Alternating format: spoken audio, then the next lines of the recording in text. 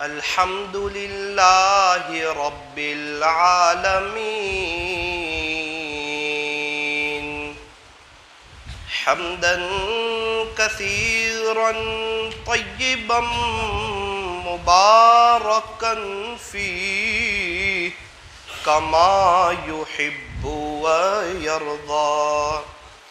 أشهد أن لا إله إلا الله وحده لا شريك له، وأشهد أن سيدنا وسندنا وحبيبنا وشفيعنا وخليلنا ومولانا محمدا عبده ورسوله صلى الله عليه وعلى آله وأصحابه وبارك وسلم تسليما كثيرا كثيرا.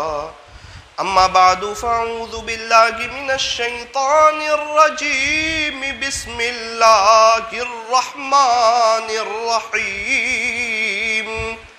فاعلم أنه لا إله إلا الله. وقال الله تبارك وتعالى في القرآن المجيد والفرقان الحميد: محمد رسول الله. وقال الله تبارك وتعالى: وتوبوا إلى الله جميعا أيها المؤمنون لعلكم تفلحون. وقال النبي صلى الله عليه وسلم: ذكر الله شفاء القلوب. وصدق رسوله النبي الكريم، ونحن على ذلك لمن الشاهدين والشاكرين، والحمد لله رب العالمین.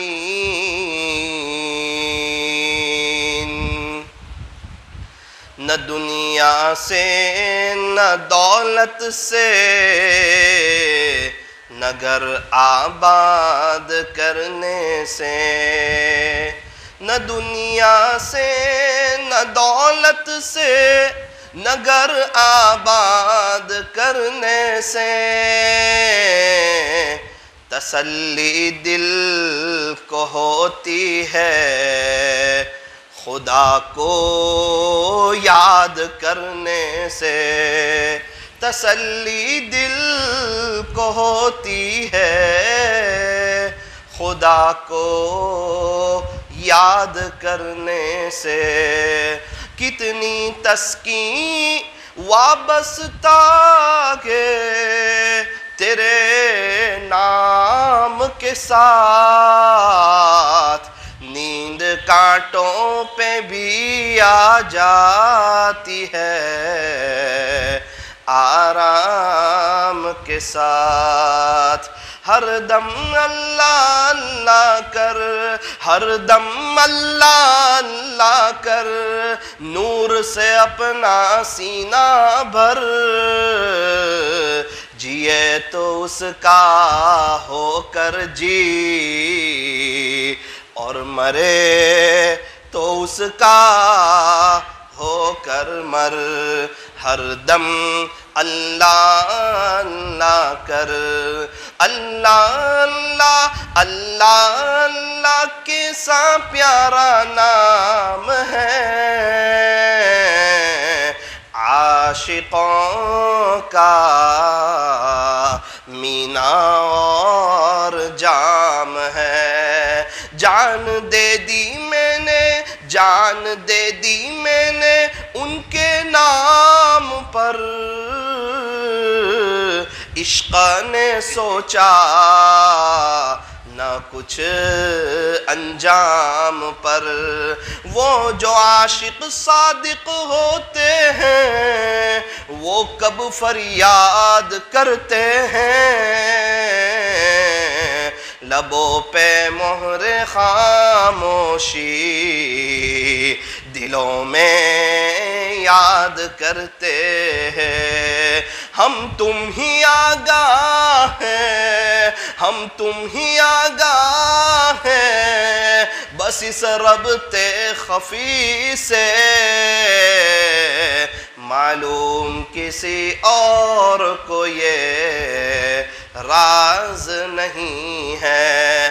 تم سا کوئی ہمدم، تم سا کوئی ہمدم اور کوئی دم ساز نہیں ہے، باتیں تو ہیں ہر دم مگر آواز نہیں ہے، باتیں تو ہیں ہر دم مگر آواز نہیں ہے۔ اے انسان اب بھی فرصت توبہ ہے، دیر نہ کر۔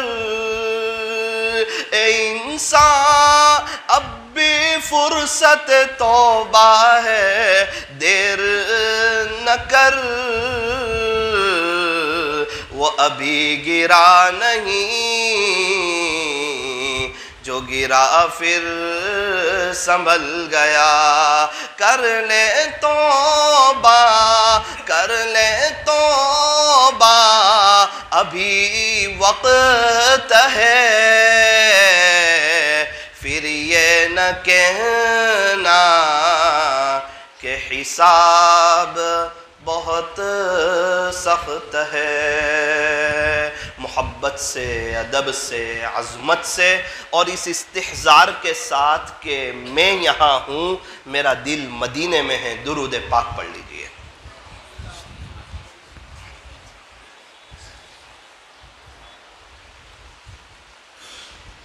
اللہ تبارک و تعالی ہمارے درود شریف پڑھنے کو قبول فرمائے، اور اللہ تعالی ہمیں موت تک چلتے پھرتے اٹھتے بیٹھتے کثرت سے، ادب سے، عظمت سے درود شریف پڑھتے رہنے کی توفیق اور سعادت نصیب فرمائے۔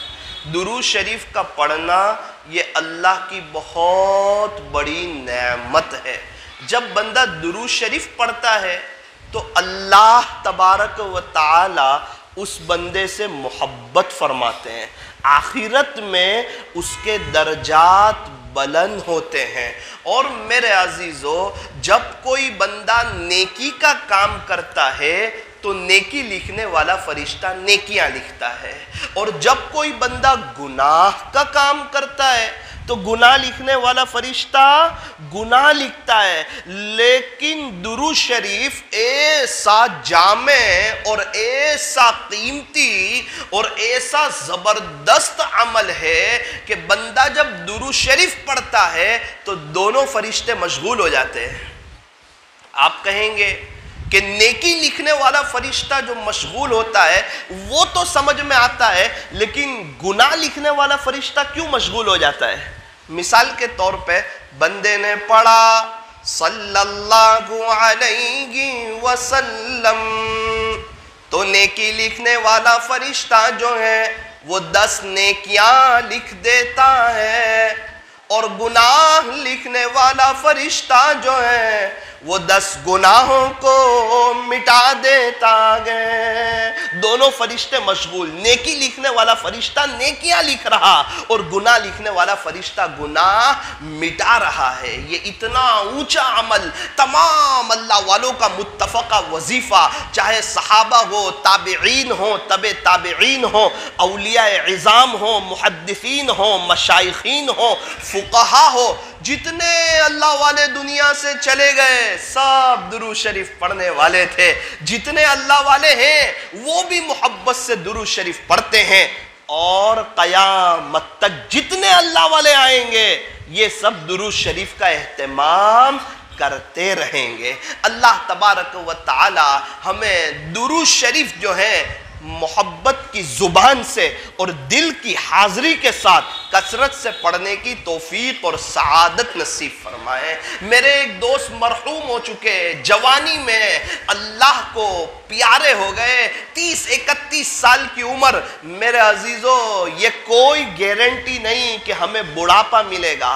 شیطان اور نفس کا یہ دھوکہ ہے، وہ ہمیں یوں کہتا ہے کہ ابھی بہت وقت ہے، بعد میں توبہ کرنا، بعد میں توبہ کرنا، بعد میں توبہ کرنا، اور بات کرتے کرتے کتنوں کے جنازے اڑ گئے اور کتنے قبرستان میں سو گئے، اور ان کے لیے جو ہے توبہ کا دروازہ بند ہو گیا۔ وہ اللہ کو پیارے ہو گئے، وہ افسوس کرتے ہوں گے اے کاش این جوانی میں توبہ کر لیتا۔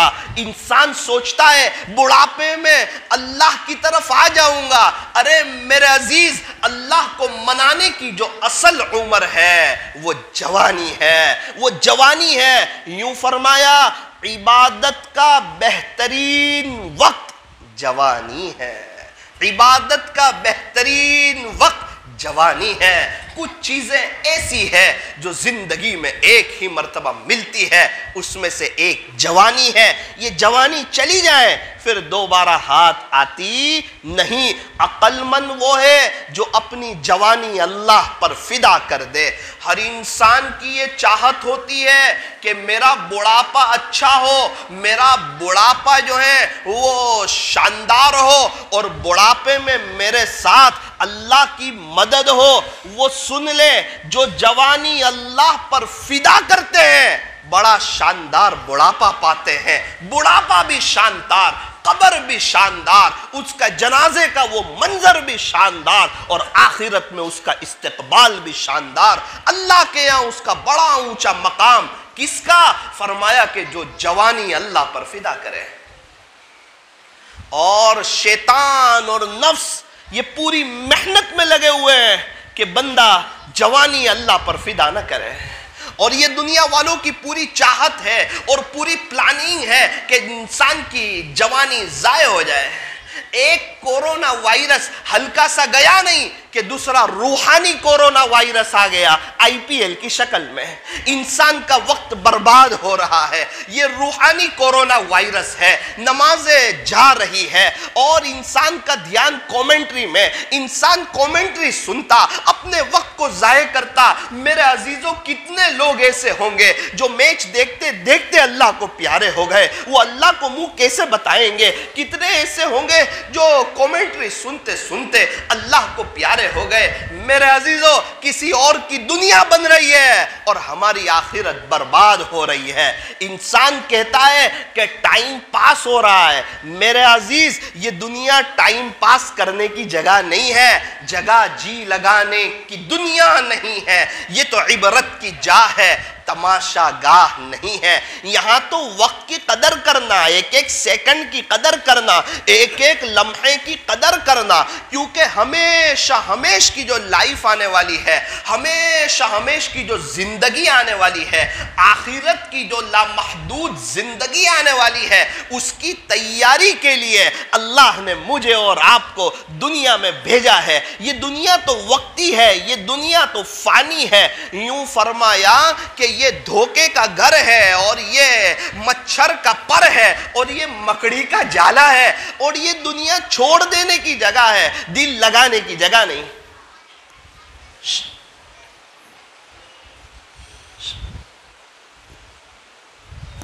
جگہ جی لگانے کی دنیا نہیں ہے، یہ تو عبرت کی جا ہے، تماشا گاہ نہیں۔ کوئی ایک آدھ شخص تھوڑی دیر کے لیے اوپر چلے جاؤ۔ تو میرے عزیزو، طے کرو کہ انشاءاللہ جوانی اللہ پر فدا کریں گے نا انشاءاللہ۔ شاعر نے بہت اچھی بات کہی، بہت اچھی بات کہی۔ فرمایا کر لے عبادت جوانی میں۔ کیا فرمایا؟ کر لے عبادت جوانی میں، یہ سستی اچھی نہیں، جب آ جائے بڑھاپا تو پھر کچھ بات بنتی نہیں۔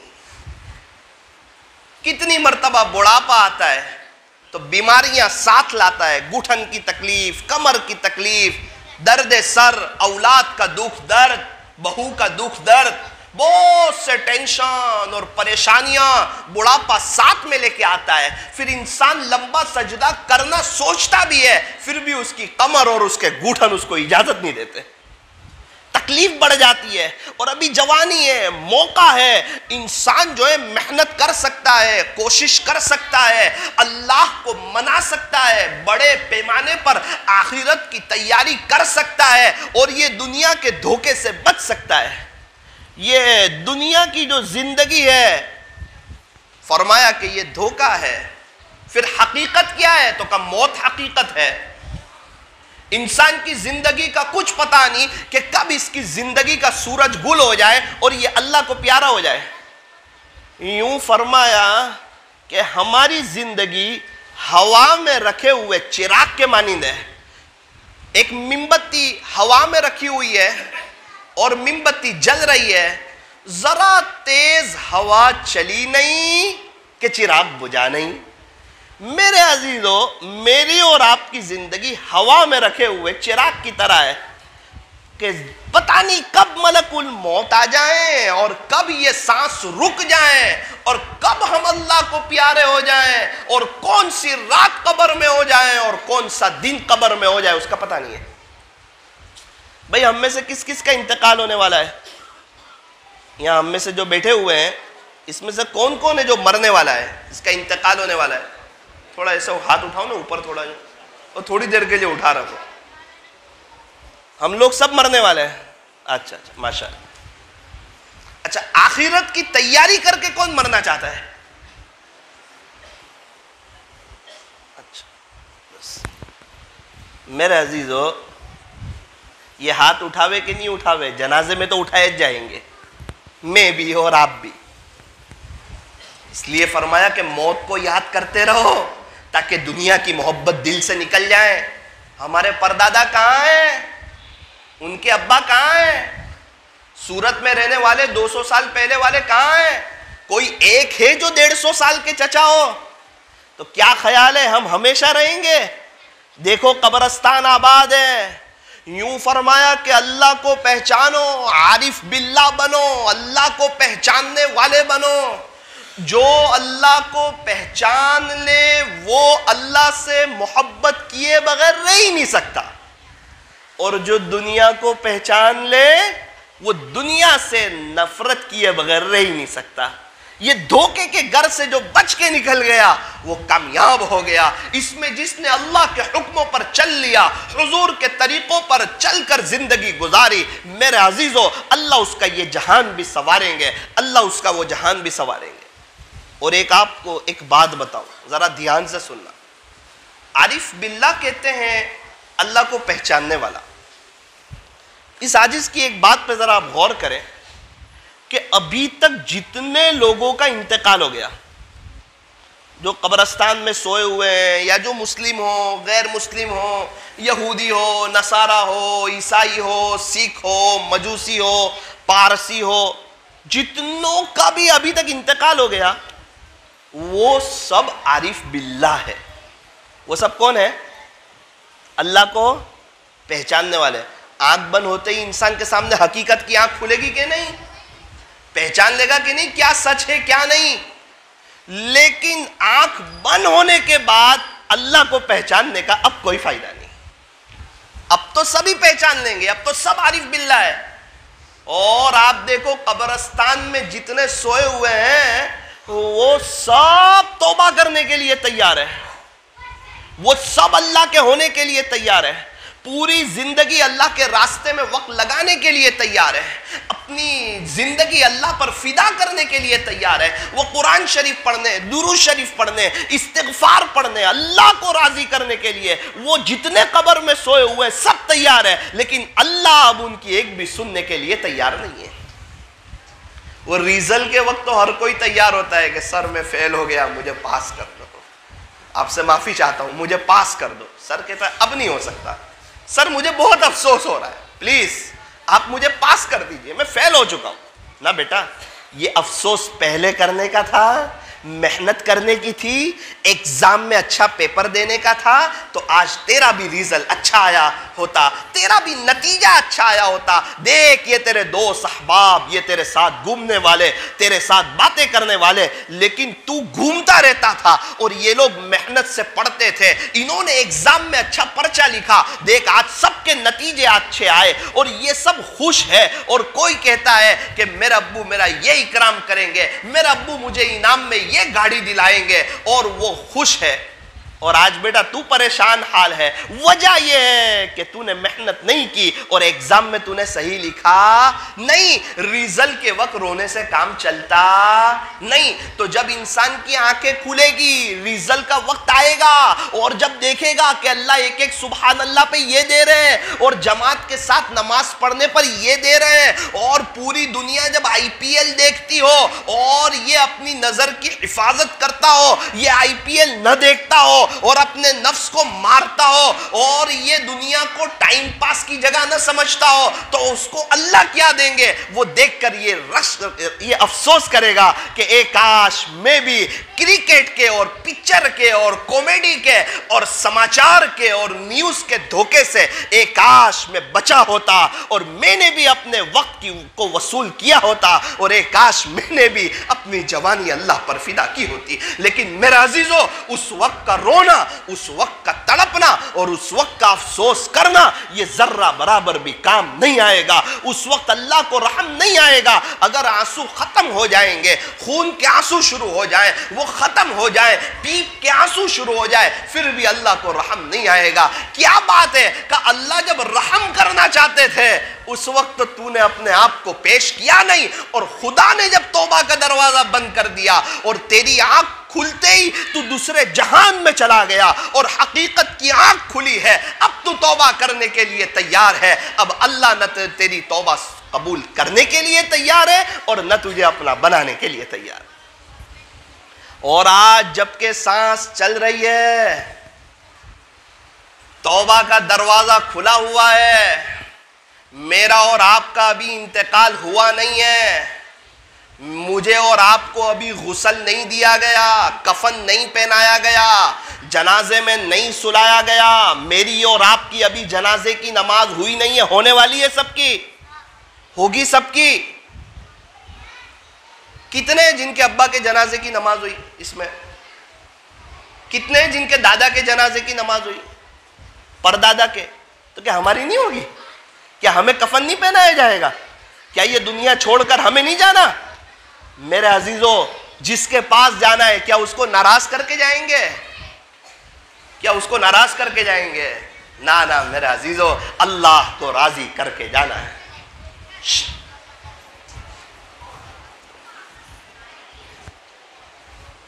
بیٹا تھوڑی دیر کے لیے خاموش ہو جاؤ.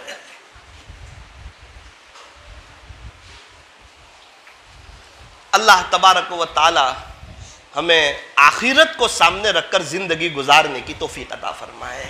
اور ایک بات یاد رکھنا, آخرت سنواریں گے تو اللہ دنیا بگاڑ دے گا؟ تو کہا نہ, جو شخص اپنی آخرت سنوارے گا اللہ اس کی دنیا سنوارے گا. مقدر کی روزی تو ملے گی لیکن پیر پڑی ملے گی, ادب سے ملے گی.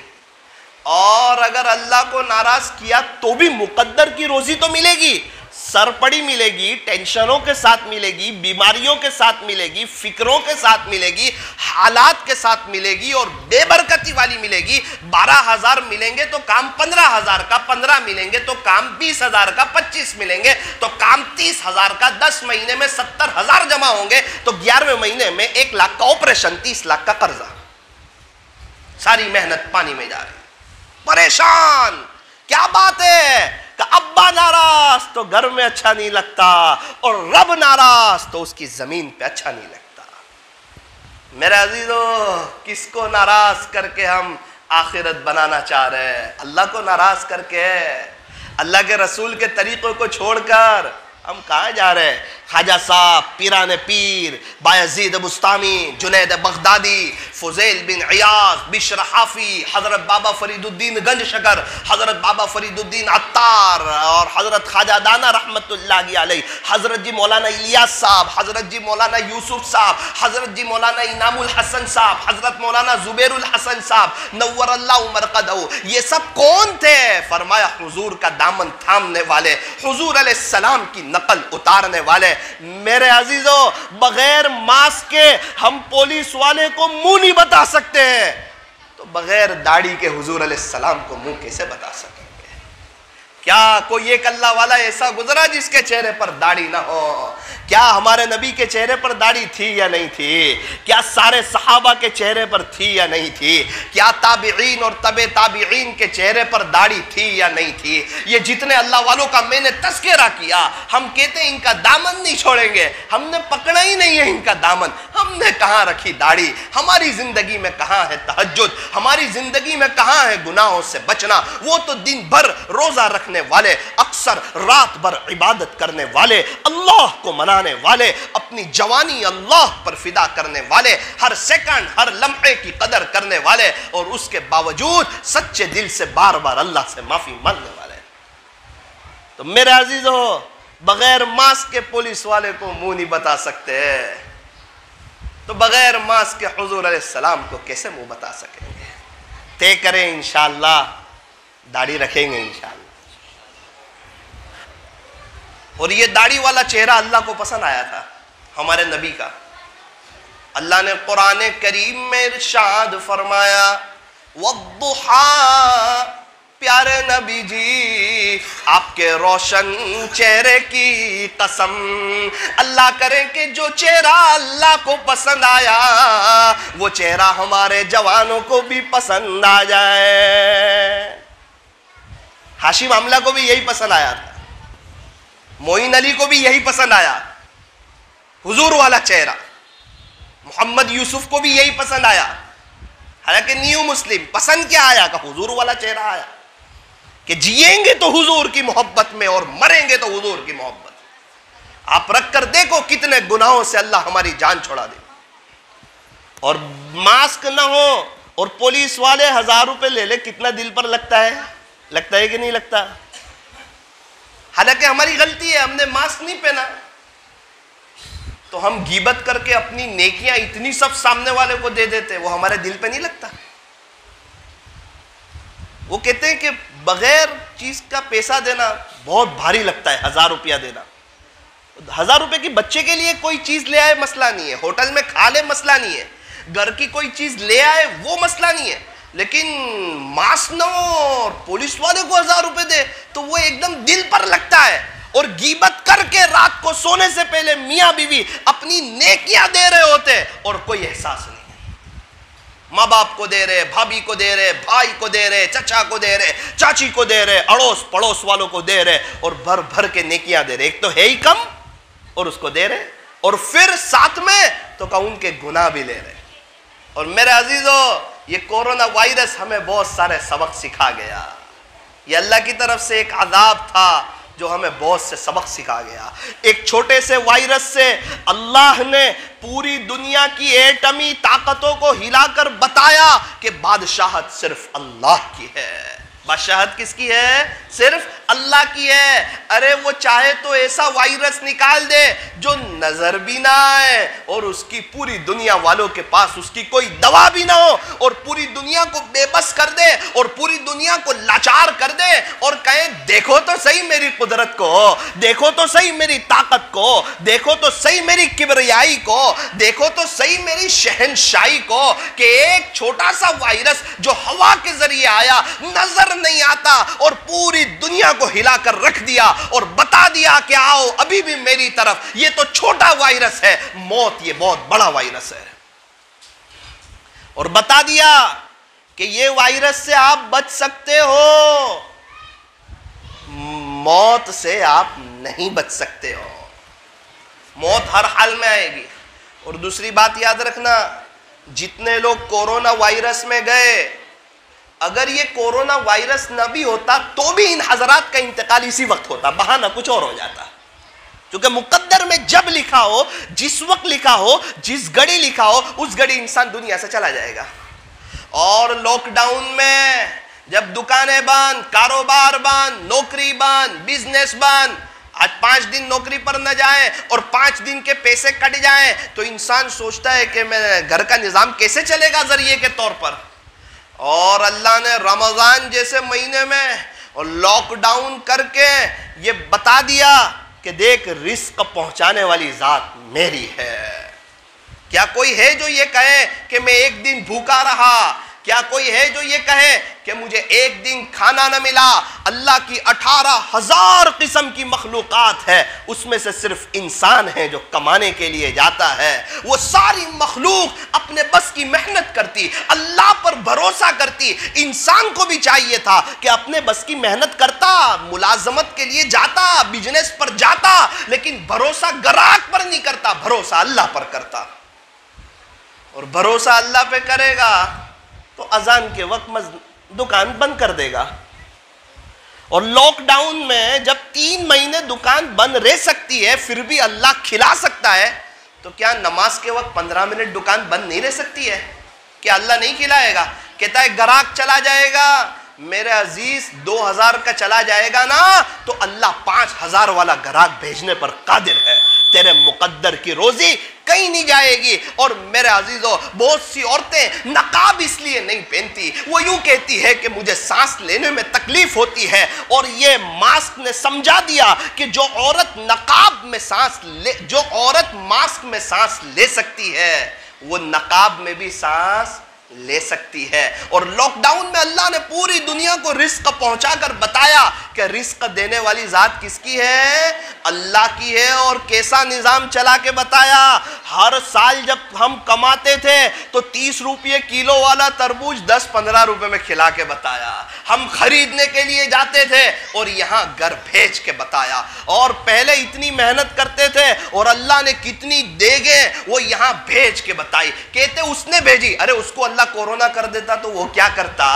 ارے اس کو یہ توفیق کس نے دی؟ جس کو اللہ نے خرچ کرنے کی توفیق دی وہ تو کانٹوں پر بھی سجدہ کرے تو بھی کم ہے۔ اللہ اس کا محتاج نہیں، وہ اللہ کا محتاج۔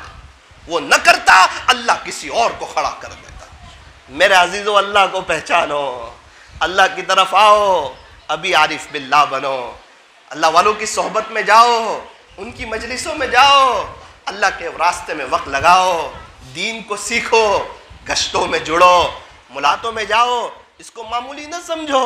خواجہ صاحب جو بنگال گئے تھے، کیا وہ پیسے کمانے گئے تھے کہ اللہ کا دین دنیا میں زندہ ہو جائے؟ اس لیے گئے تھے۔ خواجہ صاحب جو ہندوستان کا سفر کر کے آئے اور سلطان الہند کے لقب سے نوازے گئے، ارے ہم خواجہ صاحب کی جوتی کی دھول کے برابر بھی نہیں ہے۔ وہ رات دن اس کی محنت کرے کہ اللہ کا دین پوری دنیا میں زندہ ہو جائے۔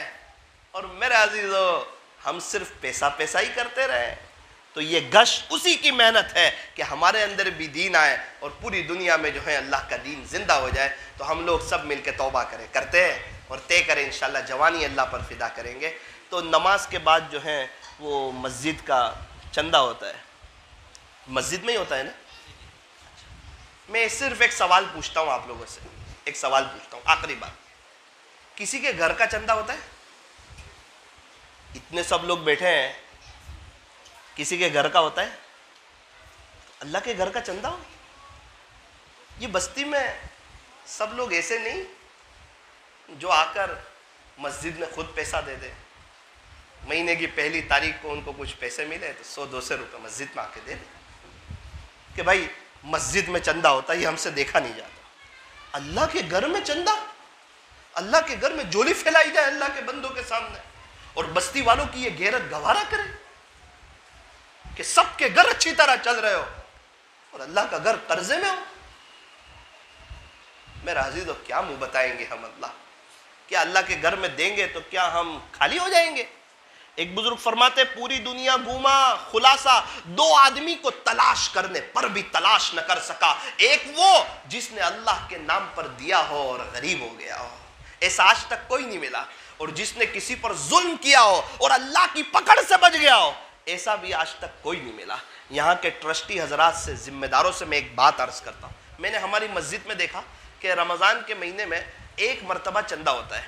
جتنے بستی میں مکان ہیں ہر ایک کے گھر جاتے ہیں, بورڈ پہ لکھ دیتے ہیں کہ انشاءاللہ ایک ہفتے کے بعد ہم چندے کے لیے آئیں گے. مسجد میں نہیں, وہاں آئیں گے آپ کے گھر پہ.